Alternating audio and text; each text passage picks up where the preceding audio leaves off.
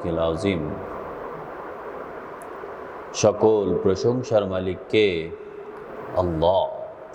সেই মহান রবের প্রশংসা করি, যিনি আমাদের মালিক, হায়াতের মালিক, মৃত্যুর মালিক, রিজিকের বন্দোবস্তকারী, আসমান জমিনের সার্বভৌমত্বের অধিকারী, যিনি আরশের উপর সুমহান প্রতিষ্ঠিত, সকল কর্মের বিধায়ক, সকল বিষয়ের পরিচালক।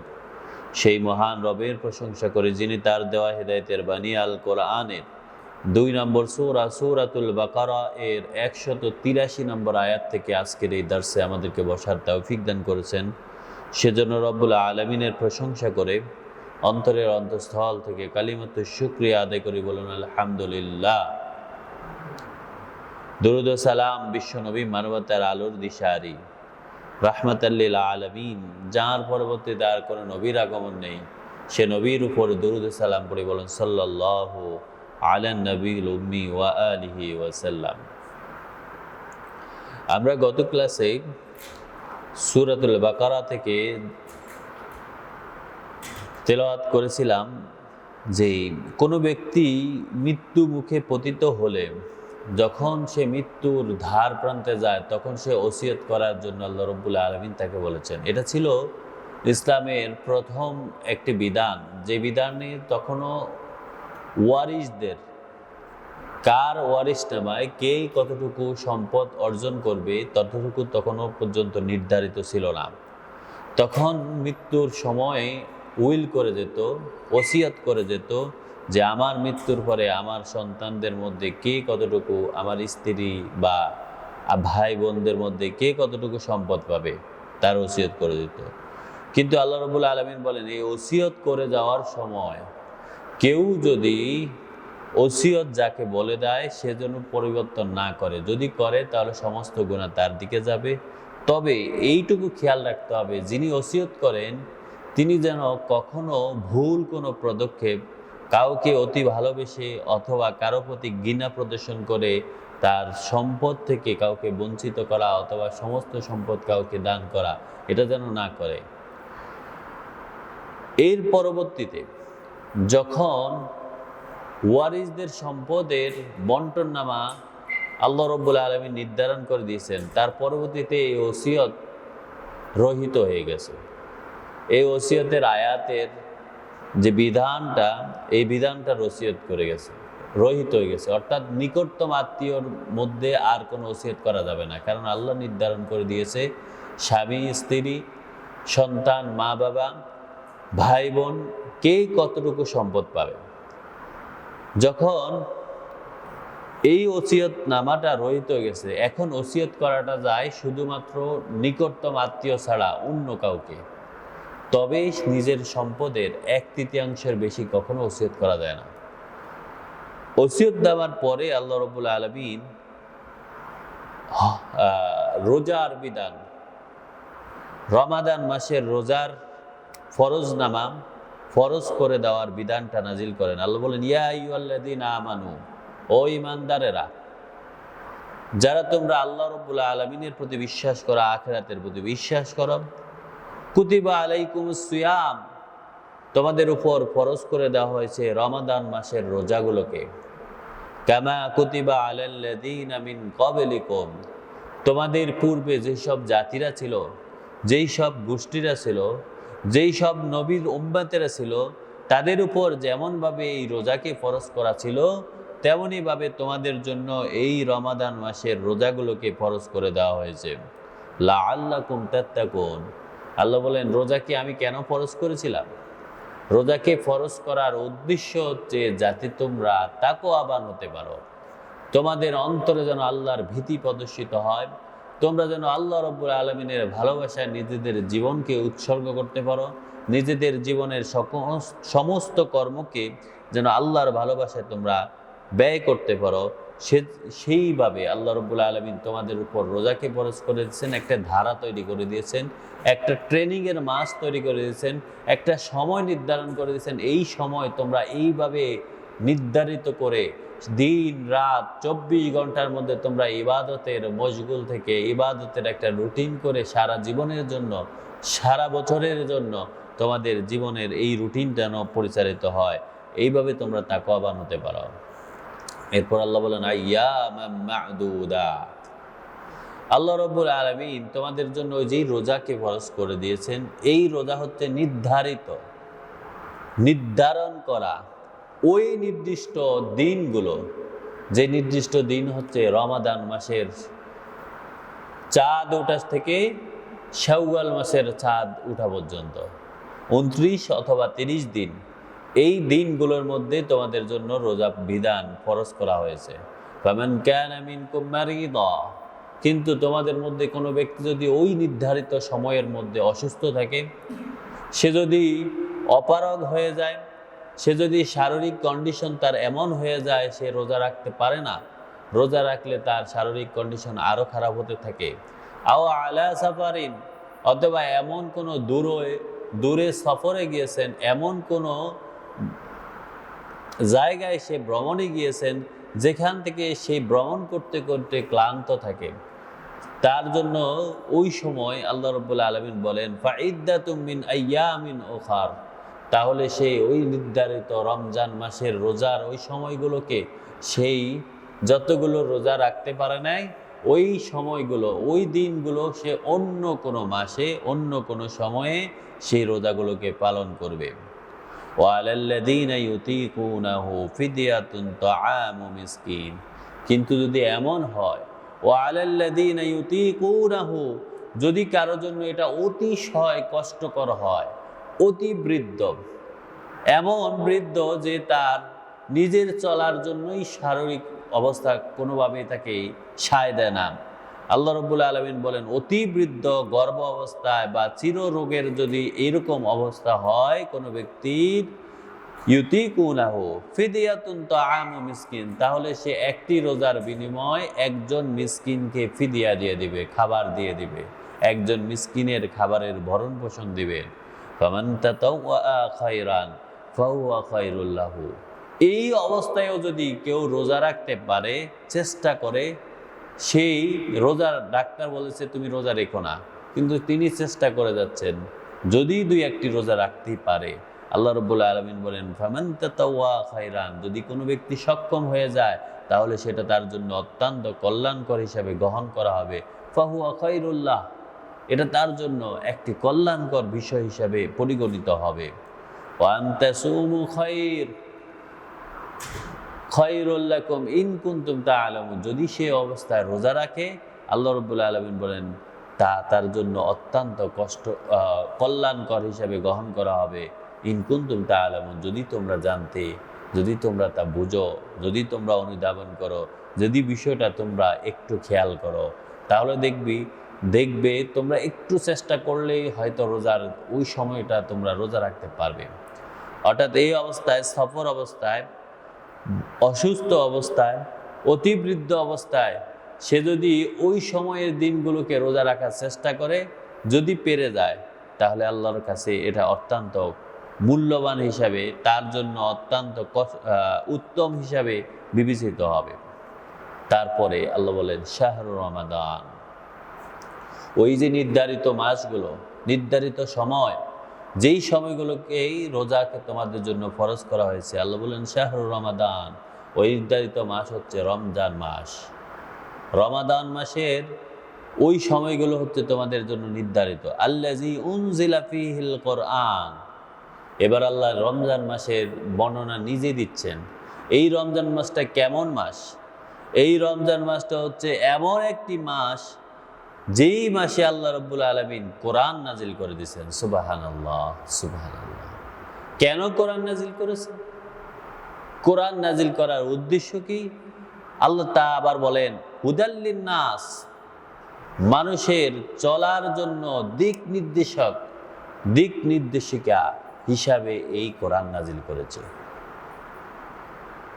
আবার বলছেন ওয়াবাইয়িনাতিম মিনাল হুদা, এবং মানুষের জীবন ব্যবস্থাকে সুস্পষ্টভাবে, তার জীবনের ধারাকে, জীবনের প্রতিটি ক্ষেত্রকে, তার জন্য বিধানসমূহকে, তার জীবনে যা কিছু প্রয়োজন, যা কিছু তার প্রয়োজন হবে, সব কিছুকে আমি এখানে স্পষ্ট রূপে বর্ণনা করেছি। সুবহানাল্লাহ। আবার বলছেন ওয়াল ফুরকান, এবং এই কোরআন নাজিল করেছি সত্য মিথ্যার পার্থক্যকারী হিসাবে, জীবনের জন্য একটা মানদণ্ড হিসাবে, যে কি কর্ম করলে আল্লাহ রব্বুল আলামিন তার কর্মকে গ্রহণ করবেন, আল্লাহ রব্বুল আলামিন কিভাবে সন্তুষ্ট হবেন, আল্লাহ কি চান তোমাদের কাছ থেকে। আল্লাহ এই দুনিয়ায় মানুষের জীবন খুব অল্প একটি সময়, তারপরও আল্লাহর কাছে ওই মানুষেরা কোন কর্ম করে আল্লাহর কাছে সত্য মিথ্যার পার্থক্যকারী ফারুক হিসাবে গ্রহণযোগ্য হবে। আল্লাহ বলেন এই জন্য আমি এই কোরআন নাজিল করেছি। সুতরাং আল্লাহ বলতেছেন ওই নির্ধারিত মাসটা হচ্ছে এত গুরুত্বপূর্ণ, এত মর্যাদাপূর্ণ, যেই মাসটা তোমাদের জন্য আমি নির্ধারণ করেছি সেই মাসটা হচ্ছে রমজান মাস। সেই মাসে তোমাদের জন্য কোরআন নাজিল করেছি, যেই কোরআন হচ্ছে মানুষের জন্য হেদায়াত, মানুষের জন্য দিক নির্দেশিকা, মানুষের জীবন ব্যবস্থা এবং মানুষের জীবন ব্যবস্থার সুস্পষ্ট বর্ণনা এবং সত্য মিথ্যার পার্থক্যকারী হিসাবে, মানদণ্ড হিসাবে আমি কোরআন নাজিল করেছি। এবার আল্লাহ বলেন ফামান শাহিদা মিনকুমুশ শাহরা, তোমরা যদি ওই মাসটাকে পাও, তোমরা যদি ওই সময় জীবিত থাকো, তোমরা যদি রমাদান মাসে তোমরা থেকে থাকো, অর্থাৎ তোমাদের মৃত্যু যদি এর আগে না হয়ে থাকে, তোমরা যদি রমজান মাসটা পাও, ফালিয়াসুমুহু, তাহলে তোমাদের উচিত, তোমাদের জন্য এটা নির্ধারিত ওই সময়ের মধ্যে তোমাদের দরকার যে তোমরা রোজা রাখবে। ওমান কানা মারিদান, আর যদি তোমাদের মধ্যে কেউ অসুস্থ থাকে, আও আলা সাফারিন, অথবা সফর অবস্থায় থাকে, ফাইদ্দাতুম মিন আইয়ামিন উখার, যে কথাটা আল্লাহ এর আগের আয়াতও বলেছেন, তাহলে সেই যদি বৃদ্ধ, অসুস্থ, সফর অবস্থায় থাকে, তাহলে সে এই সময়টা অন্য সময়ে, অন্য দিনে, অন্য মাসের সময়তে আদায় করে নেবে। ইউরিদুল্লাহু বিকুমুল ইউসরা, আল্লাহ বলেন আমি তোমাদের জন্য এটা সহজ করার জন্য, রমাদান যেন তোমাদের জন্য অতি কঠিন না হয়, তোমরা সফর অবস্থায়, অসুস্থ অবস্থায় অথবা বৃদ্ধ অবস্থায় তোমরা যেন এটা কষ্টকর তোমাদের জন্য না হয়, আমি সেই জন্য তোমাদের জন্য সহজ করে বিধানটা নাজিল করেছি, বিধানটা বর্ণনা করেছি। ওয়ালা ইউরিদু বিকুমুল উসরা, আল্লাহ বলেন আমি তোমাদের জন্য কঠিন করার জন্য বিধানটা কষ্টসাধ্য করার জন্য এটা করি নাই। ওয়ালিতুকমিলুল ইদ্দাতা, সুতরাং তোমাদের উচিত হচ্ছে নির্ধারিত ওই সময়টা পরিপূর্ণ করা, রমাদান মাসের পুরো মাসটাকে রোজা রাখা, পুরো মাসটা তোমাদের জন্য রোজাটা পরিপূর্ণ করা। ওয়ালিতুকাব্বিরুল্লাহ আলা মা হাদাকুম, এবং আল্লাহ রাব্বুল আলামিন তোমাদের জন্য জীবনের যে রাস্তাটা বর্ণনা করেছেন, তোমাদের জন্য যে হেদায়েত বর্ণনা করেছেন, ওয়ালিতুকাব্বিরুল্লাহ আলা মা হাদাকুম, এবং তোমরা আল্লাহ তাআলার শ্রেষ্ঠত্ব প্রকাশ করার জন্য এই নির্ধারিত মাসে রোজা রাখবে। অর্থাৎ আমরা যে রোজা রাখি এটা মূলত আমরা আল্লাহ রাব্বুল আলামিনের প্রশংসা, তার শ্রেষ্ঠত্ব, তিনি যে মহান, সেই কথাটা প্রকাশ করার জন্য রোজা রাখি। বলে আল্লাকুম তাশকুরুন, যাতে তোমরা কৃতজ্ঞতা, শুকর আদায়কারী হতে পারো। আসলেই আমরা রমজান মাসের সারাদিন যদি আমরা যদি খাবার ক্ষুধা জ্বালায় থাকি, খাবার গ্রহণ না করি, আল্লাহর কি কোনো লাভ হয়? আল্লাহর কোনো লাভ হয় না।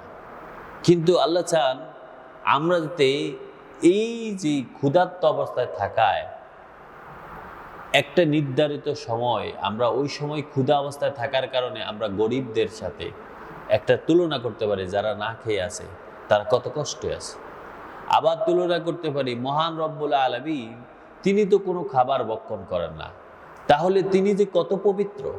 আমরা ওই মাসটায় খাবার না ভক্ষণ করে পবিত্রতার এই একটু উদযাপন করতে গিয়ে আমরা আল্লাহ রাব্বুল আলামিনের মহত্ব প্রকাশ করতে পারি। আল্লাহ বলেন ওয়াইজা সাআলাকা ইবাদি, রাসূল, এই লোকেরা এসে, বান্দারা এসে আপনাকে জিজ্ঞাসা করে, ইজা সাআলাকা ইবাদি, আমার গোলামেরা এসে আপনার কাছে প্রশ্ন করে, ফাইন্নি আন্নি, আমার সম্পর্কে তারা জিজ্ঞাসা করে, তারা আমার সম্পর্কে জানতে চায়, তারা আমার অবস্থান সম্পর্কে জানতে চায়, তারা আমার গুণ, এবং আমার বিষয়গুলো সম্পর্কে তারা আপনাকে প্রশ্ন করে, ফাইন্নী করিব, আপনি তাদেরকে জানিয়ে দেন আমি দূরের কোনো বিষয় নয়, আমি তার অত্যন্ত কাছেই, আমি তাকে পর্যবেক্ষণে রেখেছি।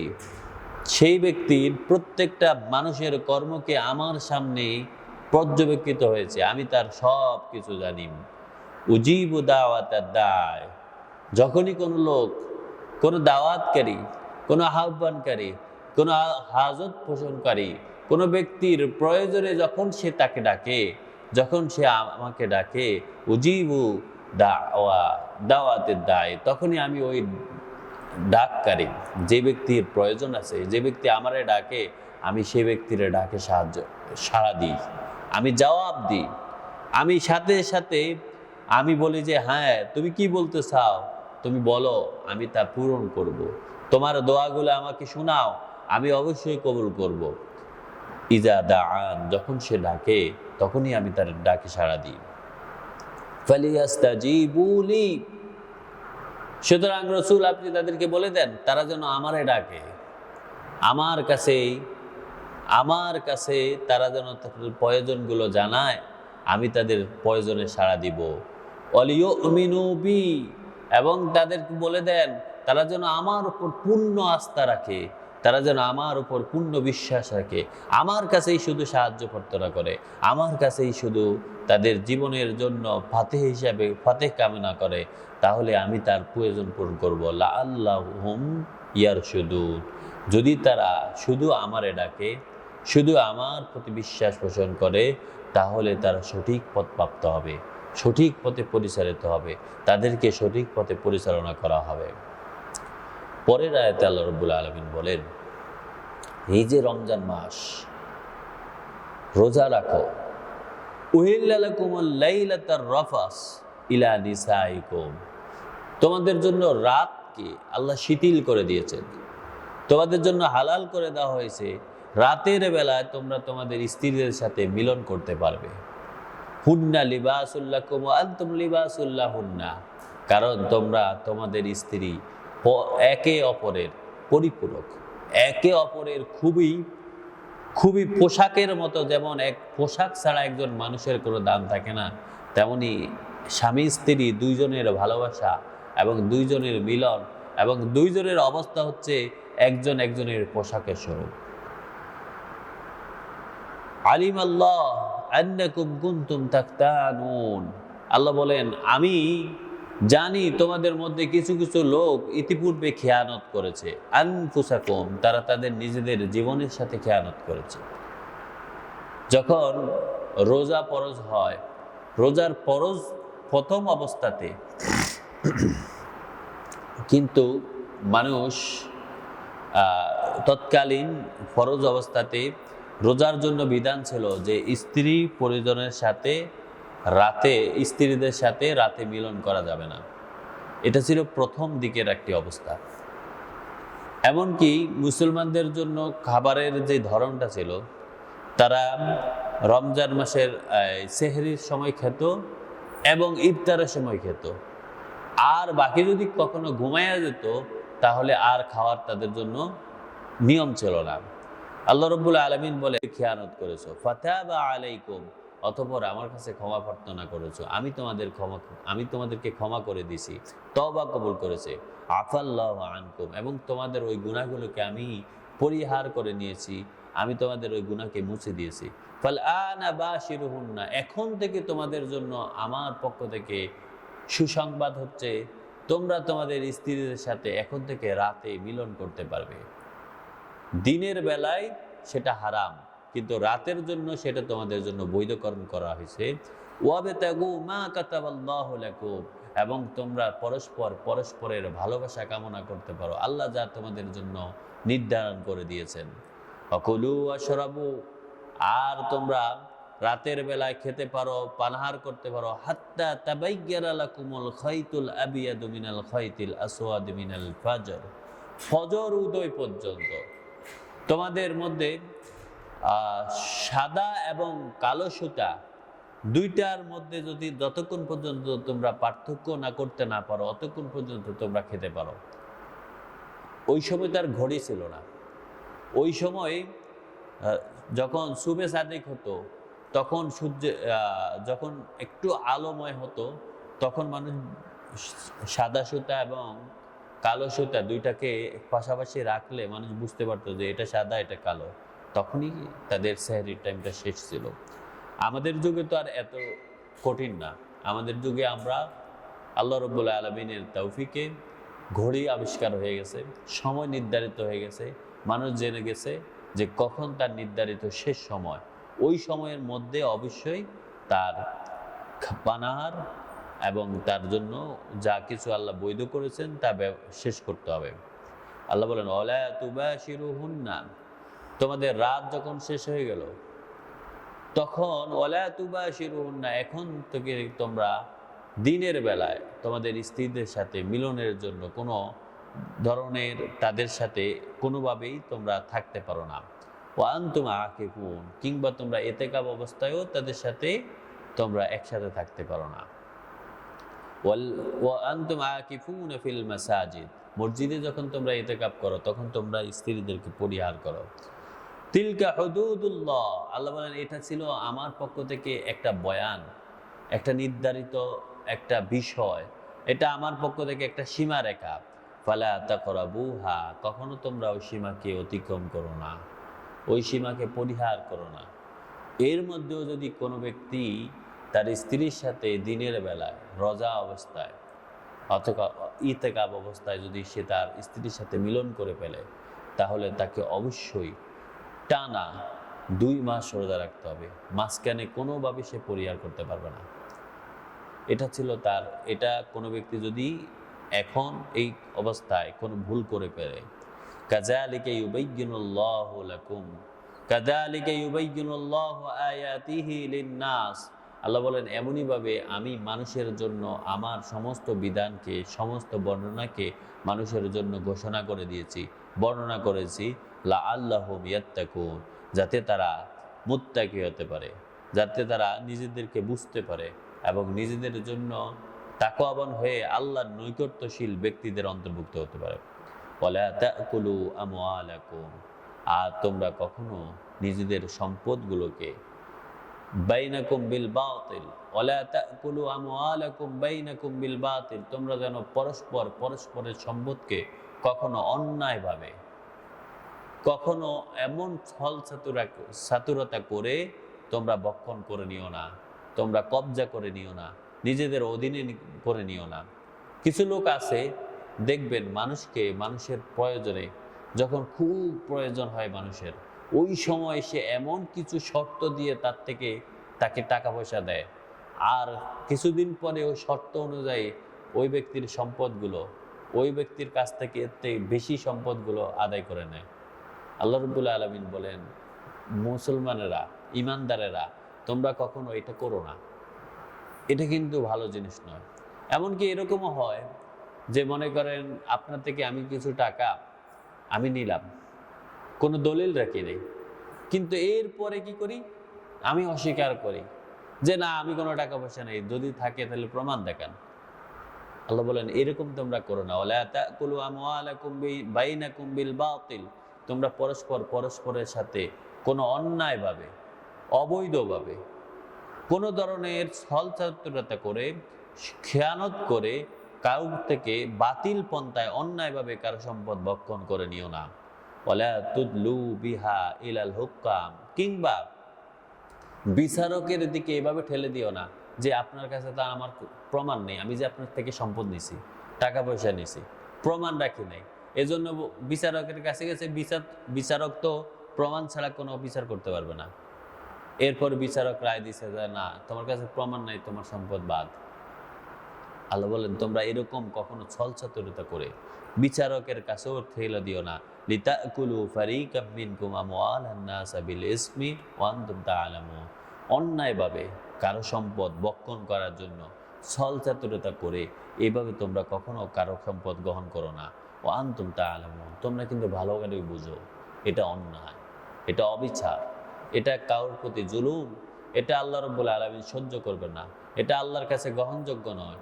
এটা করলেই কোনো ব্যক্তির মর্যাদা আল্লাহর কাছে আর থাকে না, সে মুত্তাকি হতে পারে না, সে ঈমানদার হতে পারে না, সে আল্লাহর কাছে অবশ্যই গুনাহগার হিসাবে পরিগণিত হয়, আর সে তখন জাহান্নামের দিকে চলে যেতে হয়। আল্লাহ রাব্বুল আলামিন যেন আমাদেরকে বুঝার তৌফিক দান করেন। আমিন। ওমা তৌফিক ইল্লা বিল্লাহ। সুবহানাকাল্লাহুম্মা বিহামদিক আশহাদু আল্লা ইলাহা ইল্লাল্লাহ আস্তাগফিরুকা ওয়া আতুবু ইলাইক।